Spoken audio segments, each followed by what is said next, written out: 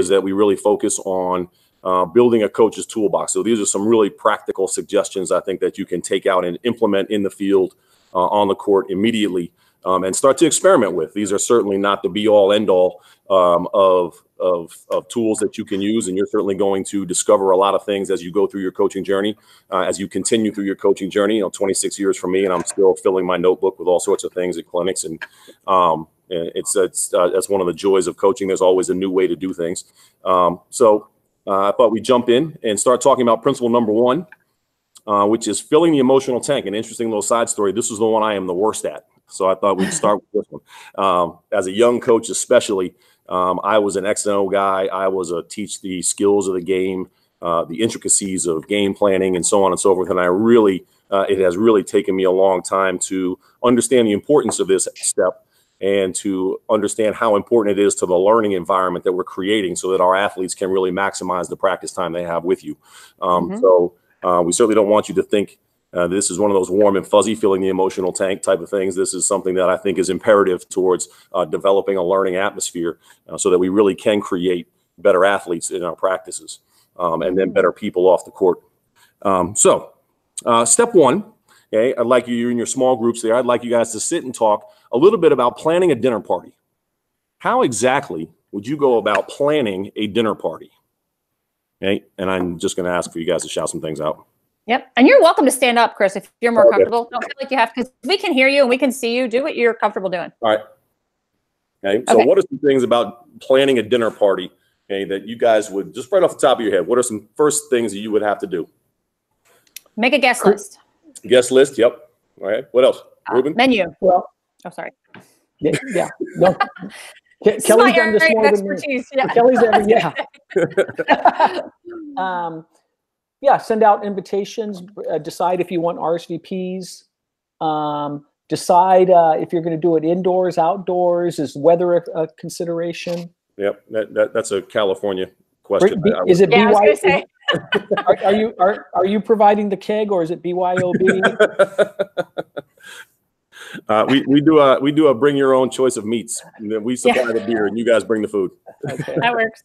That's how we do it on the East Coast, Ruben. Indoors, BYOM. Exactly. Exactly. So one of the things I think is important, we certainly would not go into even the smallest of dinner parties without some sort of a plan of welcoming our guests, of bringing them into our home, of making sure that they had a wonderful experience in our homes. And when you're inviting kids onto the practice court, or when you're inviting kids onto the practice field, you're doing the exact same thing. You're inviting them into your home. So you really want to have a plan on how to go about setting the table, so to speak, to use our little dinner party analogy, to make sure that that first impression is something that lays the foundation for a tremendous practice, just like laying the foundation for a tremendous dinner party or a cocktail party with your friends. If you would put that much effort into inviting adults into your household, imagine the amount of effort you're going to have to use to invite kids onto your practice court when they're coming from a variety of different backgrounds.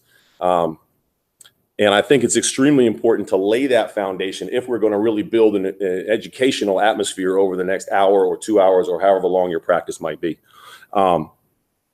So with that in mind, let's see if I can do this here. That work? There you go. This is one of those things I always love about talking about. This is one of my favorite quotes of all time, and I'm really glad it's in this slide. Maya Angelou's, you'll never forget how people make you feel. And sometimes the feelings that we have as coaches, we're going in so concerned about creating a practice plan, getting through all of our X's and O's, that we forget that it's not what we tell them, it's what they hear. And are they in a good position to be able to hear all of the lessons that they're going to be exposed to over the next hour or 2 hour practice? So we really want to make sure that they're coming into our practices in a state where they are receptive to learning. Whether you're coaching a 7-year-old second grade basketball team, whether you're up at the high school level, whether even when you're coaching in college, you want to be as cognizant as possible as to how these kids are coming to you. And that's because, much like going to a dinner party, okay, they're coming to you and they may be at varying levels of preparation. Where have they been all day? We don't know. Have they been in class? Have they had a difficult test? Are they 7 years old coming to a second grade basketball practice and they're just tired because it's 6 o'clock at night? And that's when the practice time was available. We have to be able to calculate all these things. And just like if I was going out to a dinner party, so you guys have already planned it, but I don't know if I was going out to a dinner party, okay, the first thing I would do is make sure I knew where I was going. Okay? And of course, I would make sure that my gas was my car. Excuse me, hang on a second. Back it up. All right. This has been a long day. Back it up. You've only been talking all day. I know. I'm backing it up. I lost my train of thought. Oh, okay. Anytime you're going out to a dinner party, anytime you're going out to do something with your spouse, you want to make sure that the car is ready to go. You know where you're going. You have a clear direction. You have a clear plan on how to get there. Okay? And oftentimes we forget some of the most simple things. Okay? Do you have enough gas? I don't know how many times I've gotten into the car and Yvette, my wife, is sitting next to me and she's looking at the little light on my on my dashboard saying, "You're out of gas. What the heck is going on?" Okay, so we put all this thought and effort into things, and then at the end of the day, we're not ready to go out and enjoy the party. I think it's extremely important that we understand that our emotional levels, our energy levels, are much like the gas tank on our car. Okay, we can be at empty, and we can be at full. We could be somewhere in the middle. And I think it's extremely important as a coach to get a gauge on where your athletes are when they're coming to you. Do you guys have any ideas on how you might go about doing that? Some of you guys are pretty experienced coaches. You've been doing it for a long time. What are some things that you've used to sort of gauge your athletes' level of preparedness for practice or game? One of the things that I've found really valuable is hanging out in the locker room while they're getting ready, because they just pretend like I'm not even there. Sometimes they just forget. And I might be sitting in the office or just like looking like I'm getting my stuff together. And I can hear every conversation that's going on. Ruben? A lot of insight before they come out. I think if you can get out onto the field or the court a little bit early and just do some quick check-ins with especially the ones that you might be most concerned about on that given day. And then the other time is if you do any kind of stretching at the beginning of practice, kind of making the rounds and just, how you doing today? That's simple. Yep, terrific. So what we do here in our program in Paint Branch is we have a pretty simple red light, yellow light, green light. And the kids know the terminology. We've introduced it to them early in the season. And just as Ruben pointed out, I think the warm-up time in practice can be such a tremendous learning experience for you as a coach. You're going to go out there and you're going to really take the temperature of your players individually. Where are they? They may have been tremendous at lunch and had an awful experience or an awful test that they had to sit through, and now they're not really quite ready to get onto the practice court. So I literally, as they're jumping rope and stretching and doing their form shooting drills, which is sort of the way we introduce a lot of practices, okay, I'll be walking around and I'll be going through, hey, where are we? Red light, green light, yellow light. And all they have to do is just, they can whisper it to me if they're embarrassed. Hey, red light, coach. Okay, so now I know I can get my assistant coaches or I myself, if I'm by myself that day, we can check in with him throughout the course of practice to make sure that, he's gradually moving to a position where we feel like he can really be effective in practice. And there are all sorts of tools that we can use to do that. Okay? You guys have any ideas on some of the tools that you guys could use to fill up somebody's tank if it's low? I think just checking in. One of the things I know my team really likes is just walking around and checking in and how's your day going? What's going on? And I try to remember something they told me from like maybe the day before, like, oh, how was that test? Or just checking in on anything that has nothing to do with lacrosse or nothing to do with the sport. Right. That's a tremendous idea. Okay, checking in and making sure that they know you're more invested in them as a person versus them as just merely an athlete that you're going to be teaching for the next hour or so or 2 hours. Ruben? Yeah, I think any kind of positive attention, smiling, using their name, greeting them, welcoming them, fist bump, interaction, social, interaction, talking about something that isn't the sport. Right. So I had the opportunity. It was actually a tremendous learning experience for me as a coach, but I had the opportunity to coach my son's second grade rec league basketball team this year. And Talk about kids, 6 o'clock practice on a Tuesday evening, kids coming for 1 hour, 6 to 7, kids coming from all over the area with all sorts of different learning styles and all sorts of different days that they may have had, and just simply using their name. I can't stress to everybody in here how important that is with young athletes.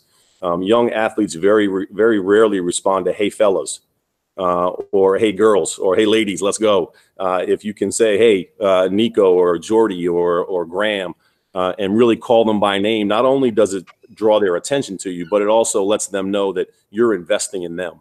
And little small things like that with young kids is a tremendously powerful tool that you can use to really let the kids know that you're not just there to dribble a basketball. So tremendous. Let's go here. Whoops, sorry. All right. Get that.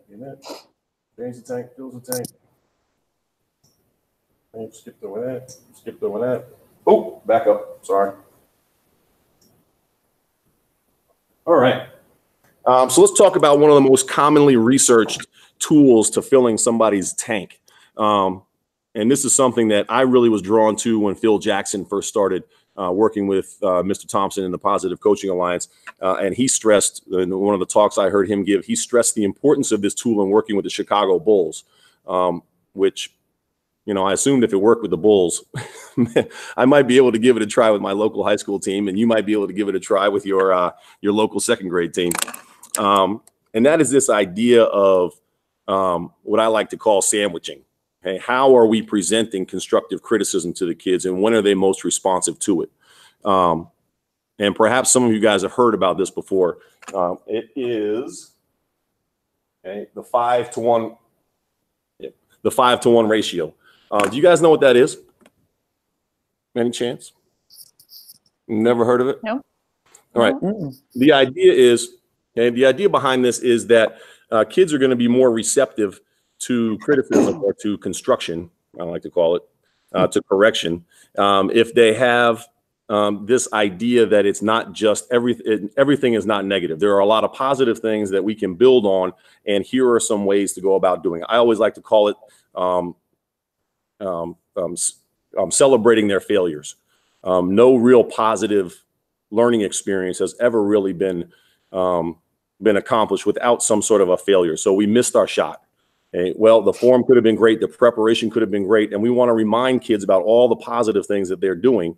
Okay? But at the end, hey, you missed the shot because you didn't finish your follow through, or whatever it might be. So we're adding the criticism as part of a much larger picture that allows them to see all the growth that they're making, and it really provides them with a positive mindset going into correcting things. Hey, these are all the things that I did really well. Here's the one small thing that I can use as a tip for when I shoot next time. And that idea of this 5-to-1 ratio is really one of the more effective things that you can do as a teacher, as a coach, as a parent. This idea of celebrating the fact that they're doing so many positive things well. We get caught up in this, what I call the red pencil syndrome, where we immediately want to jump in and attack their weakness and say, hey, listen, these are the things you did wrong. Okay? And we fail to recognize that that's all they hear. So if that's all they're hearing, they're going to create this negative image of this negative self-image of their abilities as a player, as a student, perhaps even as a person. And it's going to reflect in their inability to correct problems. If we remind them, that was a good one. Tell the mailman he's got to come at 4. But if we can provide them with this idea that all of the work you're putting in has shown a tremendous amount of positive results, okay, and we still have some work to do, and giving them that sort of realistic feedback is something that I think is going to reinforce their learning abilities or their capacity to learn, which is amazing. I think Stanford University released a study back in 2017 about the power of failure. And how it can be used if we recognize that failure actually physically expands the mind. The mind actually opens to receive feedback when you fail. Unfortunately, we package that failure in a way in which most kids aren't going to be receptive to it. And if we can package it in a better way using this 5-to-1 ratio, okay, the power to learn and to grow for these kids just expands exponentially. There we go. All right, more effective. Increase their plus. Oops, sorry. And that's one of the things that I'm terrible at. Sorry, I just skipped over that. But increasing their plus minus ratio is one of the things that I'm just, I've sort of been programmed, and I'm sort of reprogramming myself as a coach over the past 4 to 5 years. But as a teacher, as a coach, you're always looking for that little bit where you can help improve. And you're always looking for that area to correct, that area where you can inject yourself. And sometimes we need to recognize that there are a lot of other ways that we can positively get that message across to kids, and it makes them more receptive. And at the end of the day, makes them much better athletes, and certainly much better teammates, and much better people off the court. This is the quote from Phil Jackson that really drew my attention back when I first became fully aware of what PCA was all about. And what I love about it is that these guys are seriously intense competitors. These guys are not looking around for, hey, I gotta, get Michael Jordan 5 pluses before I give him a minus. These guys are looking for ways to maximize performance and to put winning teams on the court. And Phil Jackson stands by this ratio. And as a matter of fact, from a personal standpoint, this is something that I really invested in over the last 5 years. And they have by far been the 5 most successful years of my coaching career from a win and loss standpoint. 3 district championships, 20 wins a season, multiple kids moving on to the collegiate level. So we've seen improvements in not just the individual level, but also the team level, simply from changing the way that we're communicating with our players.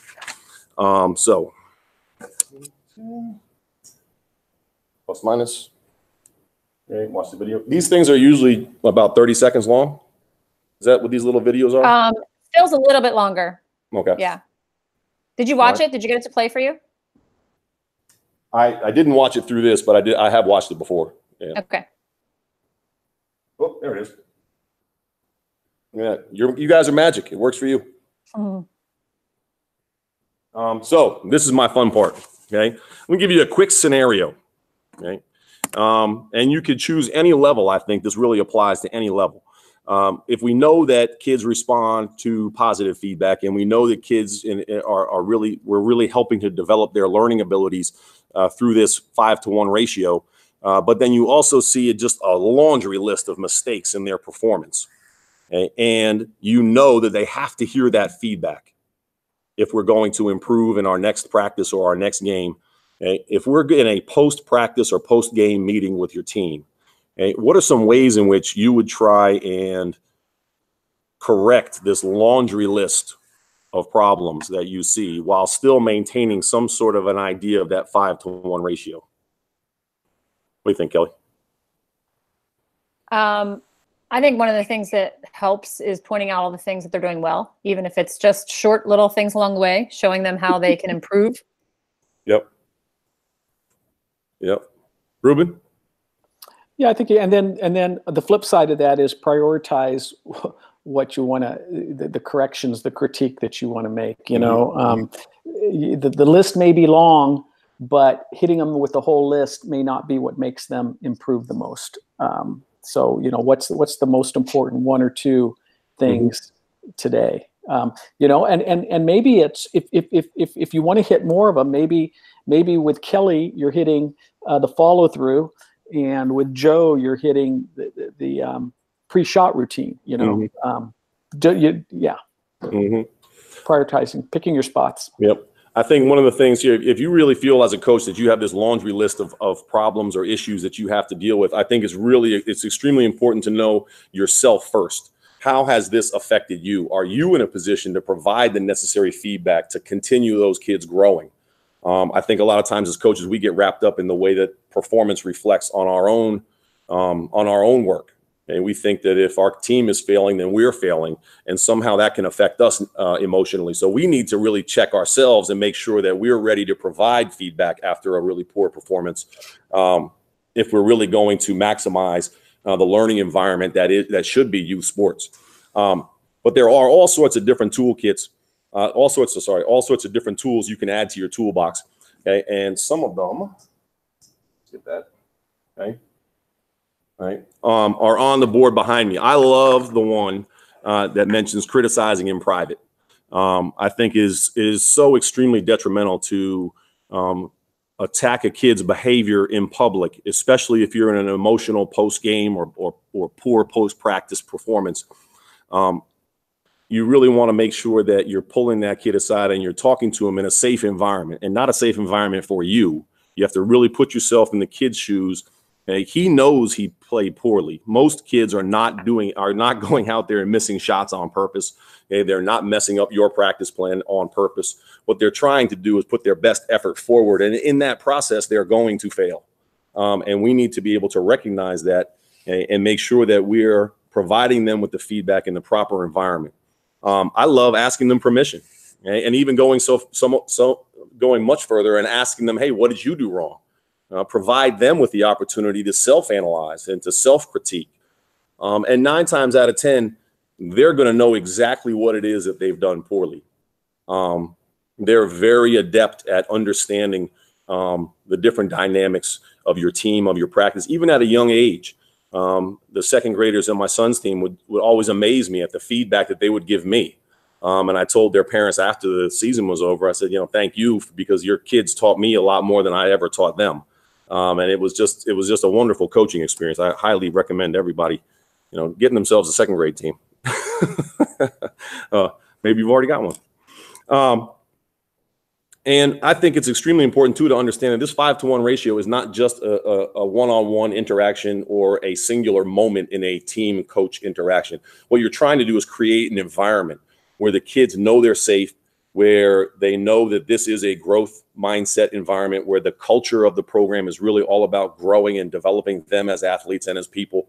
And in order to do that, I think it's extremely important to be proactive with the way you go about filling their emotional tank.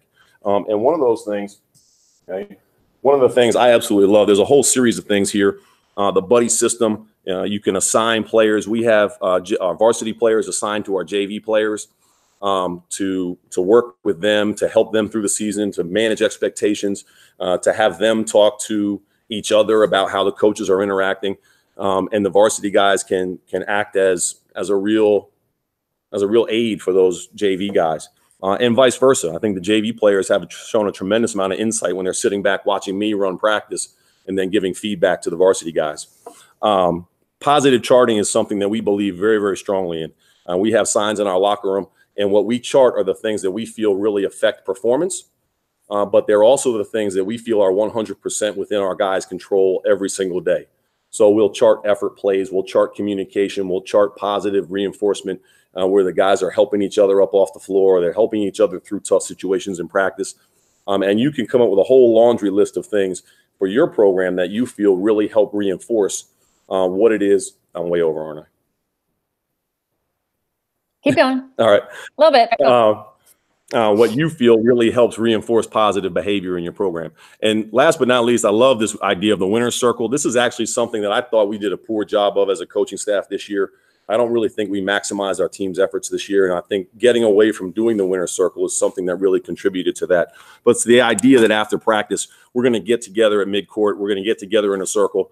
We actually hold hands when we do it, which the guys are a little bit uncomfortable with at first, but they get over that relatively quickly. And we actually get a chance to compliment each other. These are the things that we saw today from you. And we've actually turned that into even an opportunity for more self-analysis as a group.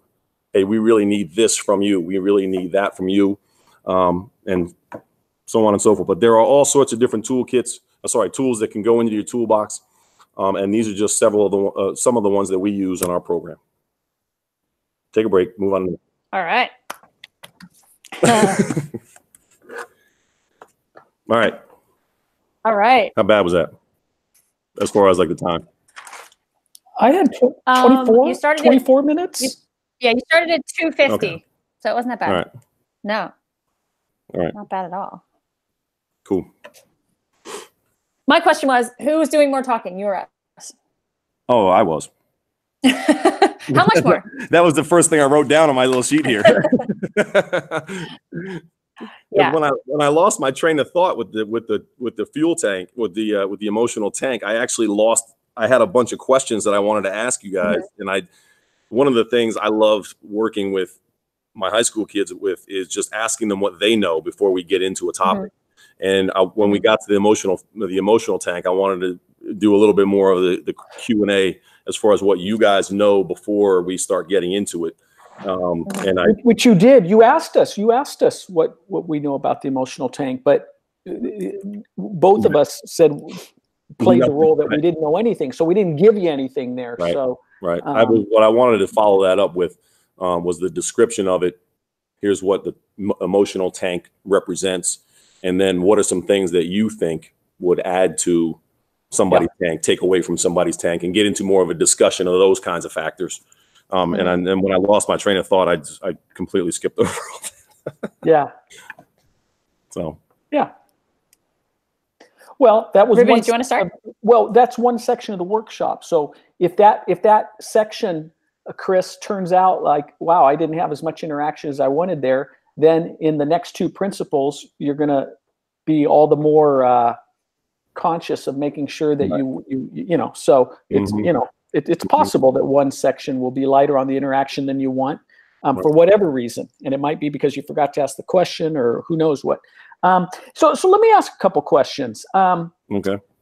You have your players hold hands, and they're a little uncomfortable with that. I'm just wondering about that. What about? Is there an alternative that they'd be more comfortable with that would accomplish the same thing? The holding hands. Could they link arms? They could link arms. Yeah, they do that on the bench. I wonder if that would accomplish the same thing and just take out the. Although NFL players in the huddle, right. These guys are holding hands, So, but anyway, I was just wondering about that. And then criticize in private, Chris. When you have something that you think you don't want to make public, your critique, do you when you do it in private, do you pull someone into the office? When a game, what I love about this is one of the things I love. This is another little anecdote I had, but I got a chance to go watch the Celtics practice, and Brad Stevens is an absolute rock star that you would probably not think would be on the Positive Coaching Alliance advisory board if you saw him in practice, because he can get a little fiery.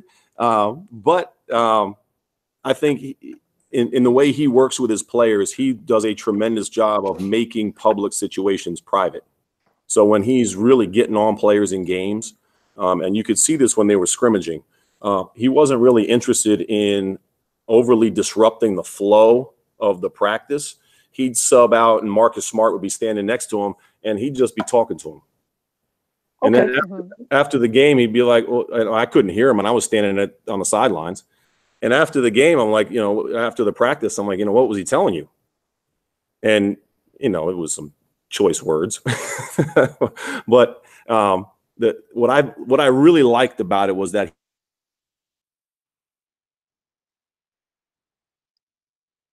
hardened to raucous crowds and a lot of negativity coming out of those crowds. And here he was using a technique I would use with my son. Okay. Where you're going to draw him over to you and, get down to his level and kneel down and say, hey, listen, this is what I need you to do. Okay. Very good. Thanks for sharing that with us. So the criticize in private, I worry that people think that we're saying out of sight, and we're not saying out of sight. And I think, I just want to be careful that people don't think when we say criticize in private, it's pull them in the office, shut the door. I just, or have them sit in the car, whatever it is. And surprisingly enough, and this is just it's a tragedy that we all have to say this, but in this day and age, you certainly don't want, even at the high school level, our AD talks to us all the time, the door stays open, everybody, all that kind of stuff. So. Exactly. And by the way, when I coached for many, many years, I was alone in a room, sometimes with a male athlete, sometimes with a female athlete. And, boy, that's one thing I would do differently now. Right. Sure. Yeah. You said, this is about making it safe for the athletes. Making it safe, and you go safe for the athletes. It's funny because the way you make it safe for yourself is by making sure you're not out of sight. Sure. Mhm. Yeah. You know, because you do want to protect yourself too. Yep. And so anyway, okay, 5-1. I'm terrible at this. I appreciate the honesty. And I think there's, you know, that's super important in terms of making yourself real to the participants. Mm-hmm. I'm wondering if, instead of I'm terrible at this, if this is one that I'm really continuing to work at. Mm-hmm. More of a positive frame to A it. little more positive, Yeah. as opposed to, well, wait a minute, then why are you the trainer if you can't do this yourself? Right. You know, Right. but you're communicating the same thing that, Right. you know, yeah. I really liked your red pencil syndrome and what you surrounded that with. Okay. That's a part that really stood out to me. Yeah, and I think that's it for me. All right. Cool. I think Chris, you've had 3 really solid practices, and it's going to be great to get you out to a live workshop, in my opinion. Mhm. But we'll see what the boss has to say about that here. Okay. The boss. Is my wife on? Okay. Yeah. So Chris, I'm going to be honest with you. I don't think this was your best one that you've done. I feel like the other 2, you were so sharp and you were so on the ball and you're so prepared, and that's fine because we all have workshops that we go to. And sometimes I'm like, oh my gosh, I'm just not in the mood. There's not enough coffee in me yet. And it's not a good day. But I think one of the things that I think you did very well at the other 2 is having starting with the plan in mind, starting with the end in mind. And when we come to these tools, I felt like you had a lot of great stories. You had a lot of great examples. I still feel the passion. I also don't know that it was like a real sharp point here. Yeah. That when I left this section, I don't know if I was a new coach that knew nothing about PCA or emotional tank filling, I don't know if I would have left with a strong sense of this is what I need to do. Right. And I think for the tools sections, the principle sections of these workshops, I think you were still erring on the side of the reason why. Right. The reason why this is, you spent a lot of time talking about the why. You spent a lot of time talking about, I love the dinner party. I thought that was great. I thought that was a great introduction. That was a great way to start it. Got us thinking. I think I agree with Ruben that when you said like, this one I'm really terrible at. Like to me, if you said I'm terrible at it, it means it's not valuable. It's not worth it because you're a good coach. And if I know that you're a successful coach and you're not good at filling emotional tanks, I'm going to be like, well, then why would I do it? If he's a good coach, he's not doing it. So one that I'm constantly trying to improve at, one that I'm being more aware of. And you even said at the end, you know, over the past 5 years, I've really invested in this and we've become much more successful. Right. So I think Like that's a better statement than saying I'm just terrible at it, you know? So I would take out the terrible at it. That's the thing. It's been a lot more fun for me. Exactly. Investing in that has made it a lot more enjoyable for me. Right. And that I think is important too. And it's funny you said start with the end in mind because that was the first thing I wrote on my notebook when I started laying this out, and then I didn't do it. Well, that's okay. Well, I mean, when I mean start with the end in mind, here's what I mean. I mean that there are certain expectations that each principle has. And I'm not talking about the introduction. I'm just talking about the principles. One is to explain why it's even important. And I like how you did that. I like the trainers to link it to something in their lives, but you've got that down. You know why this is important and you know the results of it, that it's not just to make it more fun. Your team's actually playing better. And that's going to grab the coaches to go, wow, okay, this isn't just about feeling happy and fun and holding hands and telling everybody they're great. It's actually going to lead to better more wins on the scoreboard. So I think that's super important right off the bat. You have that down.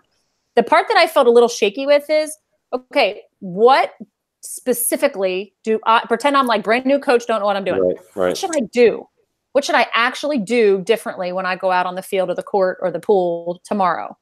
And that's the part where I felt like you were still talking about the why more than the specifics. And I think coaches that come to these workshops, they want to take with them like magic nuggets. You know, here's what I'm going to do. Here's what I'm going to do. Here's what I'm going to do. So we have the workshop set up. So the principle is the why, the scenario, which is where I kind of link it to what I'm talking about. How do I relate this to the team? And then the toolkit is that's it. That's the tangentials. This is what you do. So, and I think when you can talk about the why, the scenario is where we as a group get us into groups then. Get us, like, I don't know if the getting us into groups to talk about a dinner party is as important as getting us into groups to talk about, well, how the heck do you do this when your team needs so much correction?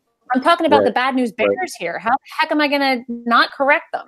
You know, let them batter on that for a while in a group. And this is where you can have fun. That's where the keg comes in. Exactly. This is when the workshops at PJ Wheelahands are really good. Exactly. As long as we do it like a Catholic school. It's an opportunity for you at a workshop to get coaches together that don't coach the same sport or don't coach the same age or don't, you know, get them mixed up. And because I've learned a lot from high school football coaches, and they've learned a lot from me being a youth lacrosse coach. And, you know, a swim coach can learn from a tennis coach. And, you know, it's just a good opportunity to think, how the heck do you do this? This is one of the things I think that really drew me into PCA and being able to impact a lot of coaches across sports, is because these things are universal. They're tools that every coach, it's just good teaching. They're just good coaching concepts, and they're research based, and all of these things, you know, it gives you a platform to really touch on into a lot of different communities. Exactly. So let me give you one last example. So here's the slide. Okay. This was the next one. We did the scenario. We talked about, you know, okay, get in groups, talk about this. How do you handle this? You might get a couple of people to share out, spokesperson for each group, share out. Okay. Now, here's the tools. This is what they want. All right. You basically went down the list and explained all this to me. So Ruben and I sat there and just listened to you tell us what all these things are. And maybe I don't have an opportunity in my sport to criticize in private because I coach soccer and there's no timeout. Maybe I'm a cross country coach and I don't have an opportunity to give a criticism sandwich because my kids are running by me. So here's what I would do with this. I would say, okay, as you said, I think I even wrote down the quote that I liked. You said, it's not what you say, it's what they hear. And I think that's a great quote for this exactly. It's not what you say, it's what they hear. So we want to make sure the athletes are hearing and receiving what you're saying. So here's what I want you to do. I want you to think right now, there's 5 bullet points up there. How would these apply to your sport? Okay, now, if you need help, the book, page 40 and 41 is right there in front of you if you need some tips. But what I want you to do is I want you to take a partner, get in a group of 5, whatever you want to do. Stay in your groups if you want to. And I want each of you to take one of these and explain how you would use this in your sport. Because to be honest with you, it's not rocket science. I mean, avoiding non-teachable moments, I don't think we need to explain that. Criticizing in private, that doesn't need an explanation. Asking permission, they're a little fuzzy with maybe sometimes. Using an if-then statement, I always say, think about a skill that you're trying to teach and phrase it. It's the way you phrase it. It's the way you're saying it. And then a criticism sandwich, have them practice. So it's just a way, like, I don't have to talk. I put them to work. You know that discovery learning is much more effective than just listening. So have them jump in. So that's maybe could be a little bit less than 5-minute activity. Okay. If you want them to share out, what were some really good ones that you gave as examples in your group? Can somebody give me an example? You know, maybe not, you know, depending on how you're walking around. Then you get to this one. This, again, these are more tools. So we know that we have to increase our ratio. All right. How do we do that? Here are 3 things that you can do with your team tomorrow. You can go out right away and put these into practice. All right. Buddy system. Now, Chris, you had a great example. We have the upperclassmen or the varsity partner with the JV. And what, you know, that's a great example right there. But find out who else in the room does a buddy system already and how they do it. And why it's effective. And how is it also effective when you've got kids that are really, really skilled? Because you're a high school coach, but you're going to be talking to youth coaches who have a 12-year-old that can dribble circles around everybody else, and then a 7-year-old that's never touched a ball before. Or you know, even a 12-year-old that's never touched a ball. How do you deal with that? Well, buddy system might be a good way to do it. Positive charting is something I guarantee none of them have ever heard of before. And when you talked about your red ink, that's, you know, we are naturally negative charters. That's what we do as coaches. We pick out everything they do wrong. We write it on our little chart. Okay. That's detrimental. Let's start positive charting and let's start keeping the kids accountable for their effort. And then, you know, winner circle, you had a great example of that as well. Again, you know, whether they want to hold hands or not, that's up to you, but it's something that you do and you found value in it. So again, there's the book. If you want to have them discover this all on their own, the book's right there. Get in a group of 3. One of you take page 36, one take 39, one take 41, read about it, explain how to do it. So, I mean, I think you get my point. I'm just explaining, like at the end of each principle, there's tools. And if we talk through the tools, they're never going to make it real for them as much as if they figure it out on their own. Let them discover it, as you said.